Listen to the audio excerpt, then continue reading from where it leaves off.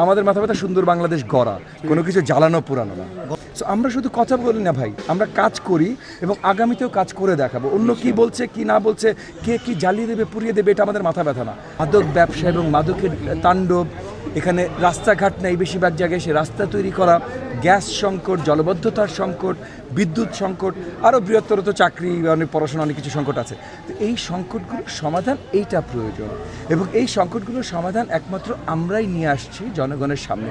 আমরা শুধু প্রতিশ্রুতি দিচ্ছি না, আমরা কীভাবে সমাধানগুলো করব সেগুলো পরিষ্কার আমাদের ইশতেহারে বলে দিয়েছি। প্রতিশ্রুতি আমরা যেটা দিচ্ছি সেটা হলো জনগণের যেটা প্রয়োজন সেটা।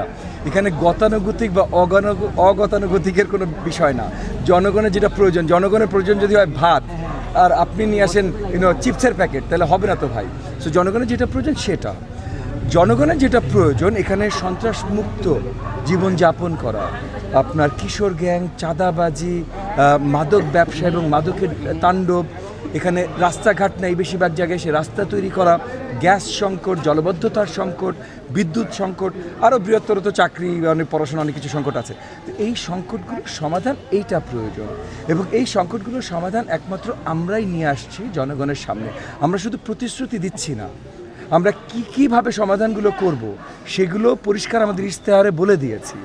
সো যেমন মনে করেন গত 2 মাস ধরে আমরা কাজ করছি সন্ত্রাস দমনে কীভাবে করা যায়, কোন কোন জায়গাগুলোতে হটস্পট, সেই জায়গাগুলোতে কাছাকাছি পুলিশ বক্স বসানো, সিসিটিভি ক্যামেরা লাগানো, লোকাল ভলেন্টিয়ারিং টহল করার জন্য টিম তৈরি করা, এগুলো গত 2 মাস ধরে আমরা কাজ করছি।